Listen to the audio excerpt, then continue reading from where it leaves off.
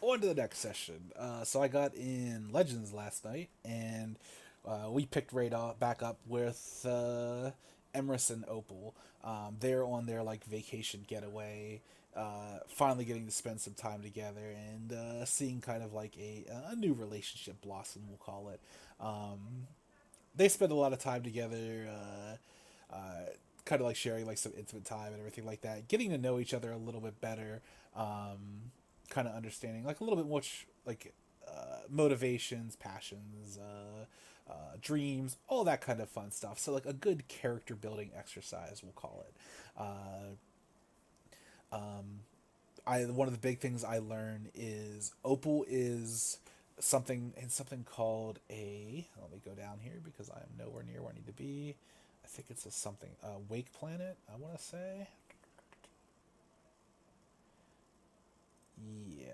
So yeah, we'll go over a little bit of order. So I wake up and she has like basically planted this fruit tree garden, and they apparently she uses it as like a morning workout of sorts where she like exercises her power. Like if you remember from the past, her power extends like it seems like it's an Arcanian Saiyan life magic thing, but she is not she's not Saiyan or Arcanian, but she works for the same people that my sister Mira does.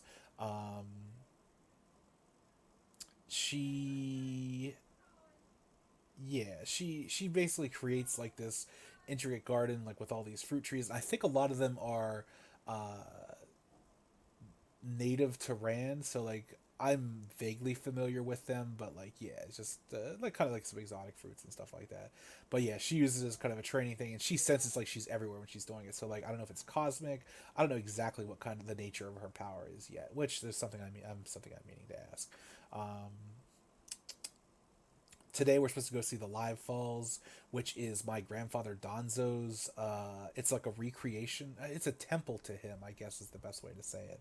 And like my grandfather is, I guess like the DM was just saying, like he's like kind of like an Avatar Aang type person, where he was more of a reluctant warrior, but also because he was very gifted, he tended to be called upon quite often. Now that's very different than his sons Makoto, Toshiro, and wow, I can't even remember my own dad's name. Terrible.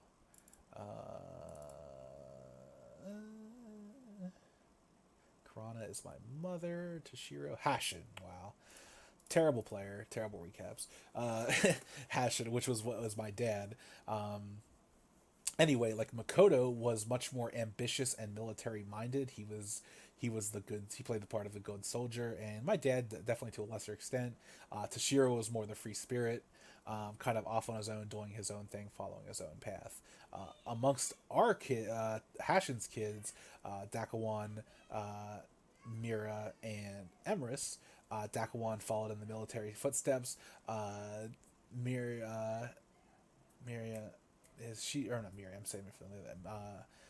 Miria is kind of like on her own path, like similar, I guess, to like an Uncle Tosh kind of thing, or which I call Uncle Toshiro.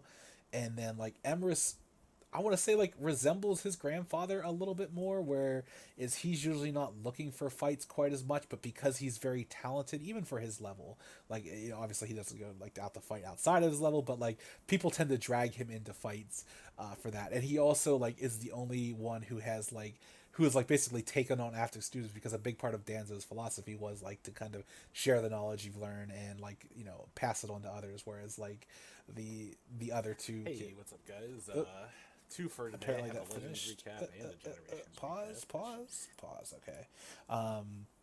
Yeah, so like there's some similarities there. Not like it's like a bit of a leap, but like there are some similarities there. But yeah, anyway, I want to go see the shrine. I'm gonna take Opal there. We finally make our way out of the house, and we're flying there, and we run into like some pink flamboyant Saiyan dude, and we like kind of have a little air race and everything like that. So I'm much more powerful now than whenever I first met Opal. When I first met Opal, I was like a Super Saiyan who was just turning Super Saiyan 2 during that session where I met her. And she has a resting power that is far above mine, but like my top end power far exceeds hers. I also came to find out like the DM quantified is From where I had left off to where I am now is like I'm about 40% more powerful, which was a pretty sizable jump, which I guess like that 6 months kind of provided to me. A lot of the jump, like I said, he was basically saying that like I still need to work on physicality, which is like your raw strength and speed, which is I was like, damn, that's perfect because I was actually planning on cranking up the gravity room when we got back and just like spending some time in there. But like my fighting skill is definitely a lot better than it was, and my energy projection hull has always been sort of nice. Like I'm actually looking to round myself out as opposed to just focusing on a singular strength because like that's kind of the character I want Emrys to be. Yeah, so we get to the so anyway, yeah, like on like somewhere between like in the morning to the trip there, I come to find out that um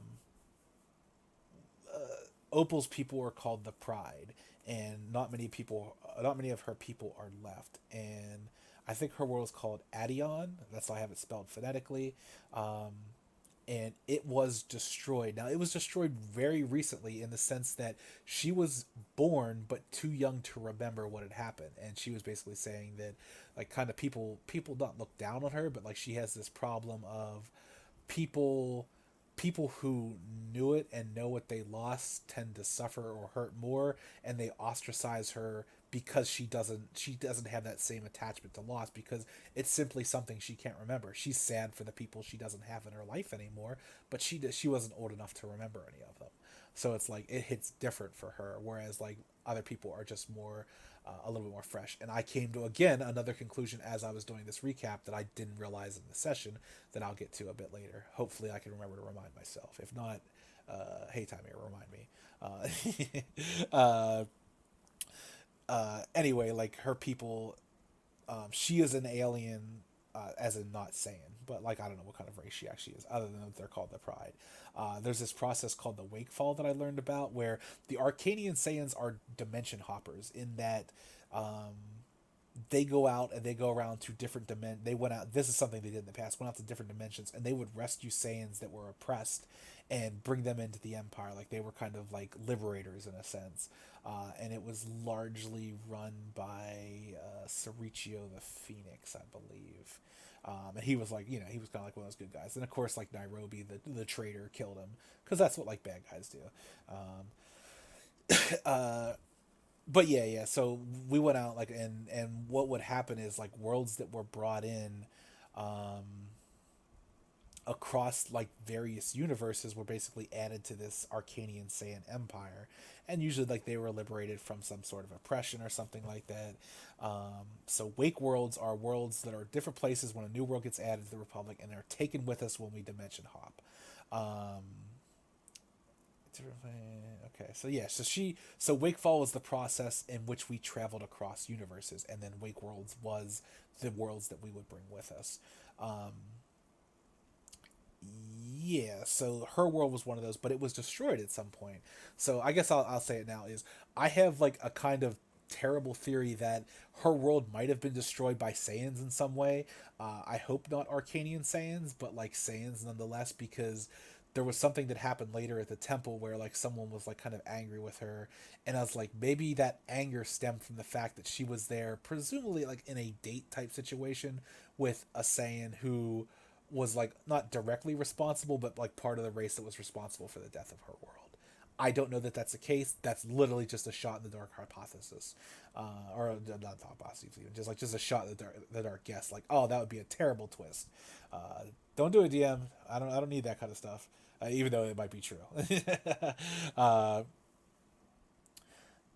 we get to the temple, and it's kind of like it's like built into a waterfall, and it's this like very majestic looking place, kind of larger than life, and it's built like kind of carved out to honor and like pay tribute to my grandfather Donzo, which is like, as far as like, on the one hand, like I thought about it a little bit, it's like, is this kind of like too much as far as like rubbing the face as far as a person of significance? I was like, I don't really think so, because Donzo really didn't stand for that. Like it's more of like a place with a strong ties to nature and like natural beauty, which she seems like she's very much about. So that was kind of the idea of it. And she also seems like she's genuinely interested in a lot of the stuff that I do, as well as like the my family and like kind of the position that they're in. Yeah. So we get to the temple, like there's like this big statue of him and it's covered in moss. And it's not covered in moss in the sense that like there's moss growing on it. It's carved as if there was moss growing on him. And I guess it was to kind of signify or like show like a time he meditated. That's how long his meditations would last sometime. And that moss could grow on him. So he was definitely one of those like deep thinker types, like the, not, I won't call it a warrior poet, but like, you know, like that kind of person where he was less interested with the thrill of battle and more of the philosophy of it. Which, like I said, Emrys isn't exactly like them because Emrys is a Saiyan. He gets into that thrill of battle stuff too. But like he's also not the type that, I guess like there was something that was mentioned where someone like Makoto would. Like I think the DM like likened him to this almost like a Robert Baratheon type, like a fearsome, like fierce warrior in his prime. And he's not like as bad as Baratheon it was like in the later days, but like kind of that where, you know, gods I was strong then, that kind of thing. But like he's also like on the jovial side, like in a more casual setting, like, you know, as far as, I don't know if like age has done that to him, but apparently when he was much younger, he had a lot stronger ambition and was a little bit more, I don't want to say unforgiving, but like a bit more vicious, we'll call it. Like whereas like Donzo might give an opponent a chance to repent, like Makoto is like one of those types where it's like you went against the Empire, now you die, end of fight kind of thing. Like less about second chances in that regard, whereas like Donzo was a little more, and it's like I said, kind of veering from the father's path, which I have done as well.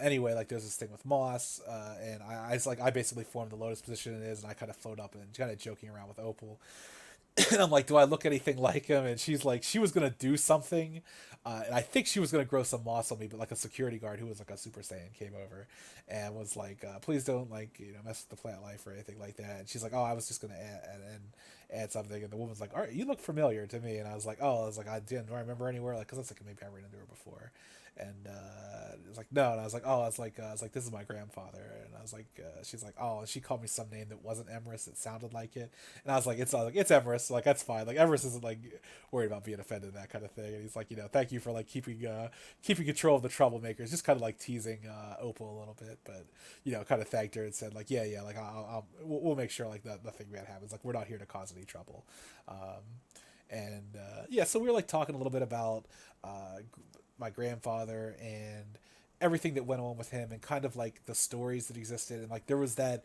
we had that like that bit of a connection where it's like to her like it's very different in that there's like places built to him as like where everything that not that she knew but like that her people knew is gone, and like Emrys was kind of comforter in the sense that it's like it's gone in a physical sense, like yeah, like some of those people might not have the either the significance or having history on their side to the extent where like temples like this will be built.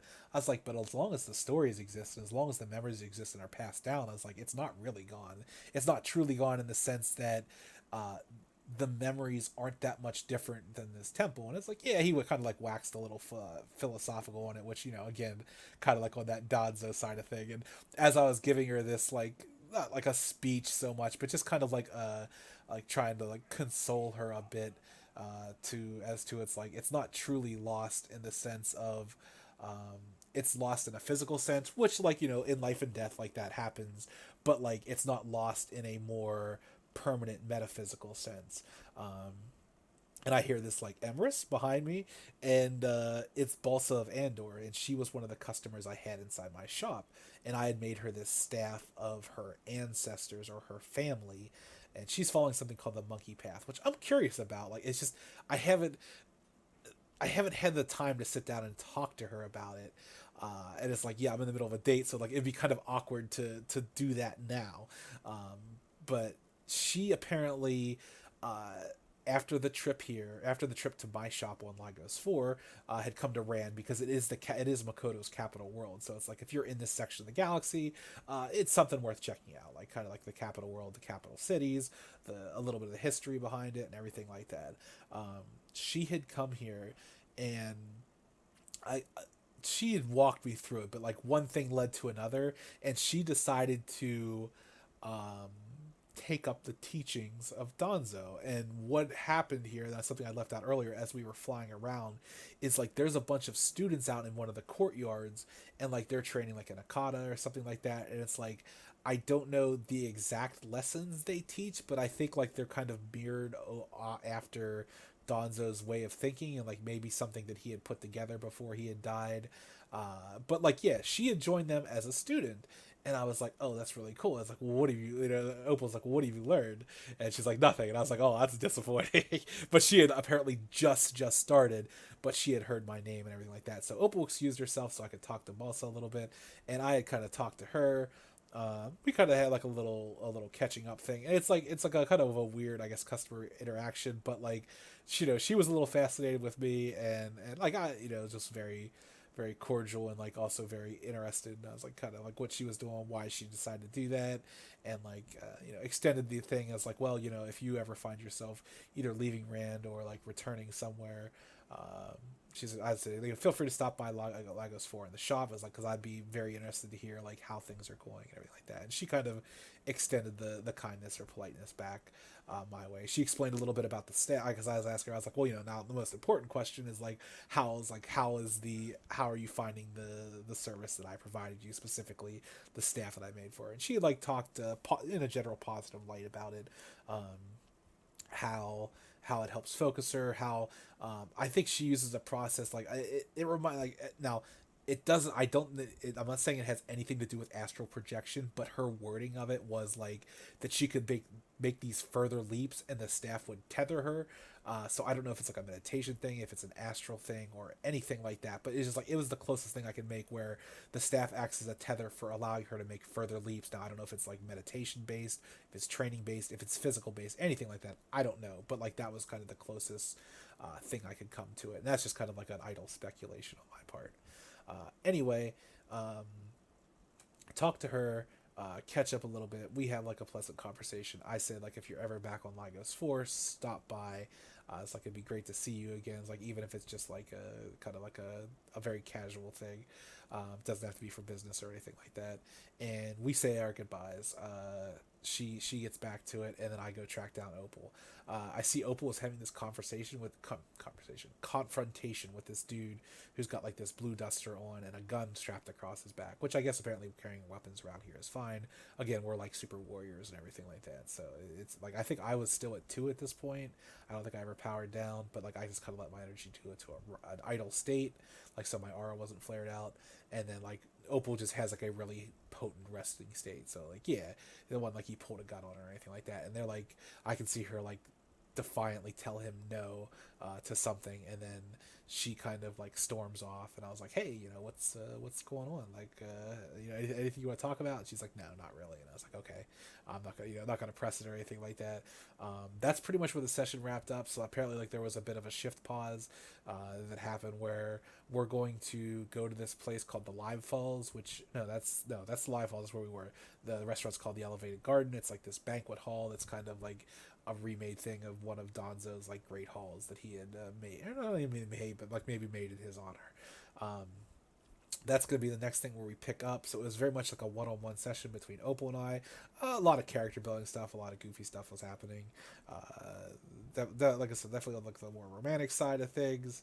We'll call it that, but like it was an interesting character building session, we'll say, between the two of those. And then, like I said, getting to see Donzo in the temple, that was very entertaining. Seeing a bit of his past, because like Emrys has only ever heard about Donzo from the side of Makoto and Hashin to a point, and Makoto and Hashin are very different than Donzo, whereas like Toshiro was largely too young to remember too much about his dad. Hashin and Makoto were like definitely the older ones, but they also were very different than him, and Makoto strayed very far from the path of his father. So I was like, part of me wondered if that's why my dad kind of came around a little bit to like straying from his path as far as military goes, like kind of following different passions and everything like that. But like also, yeah, I don't know. It was just like an interesting thing overall. Definitely a character building session, which I thoroughly enjoy. It doesn't as much as I make characters who don't like to hit things. Emerson can at least hit things, but he can still build character. So good session overall.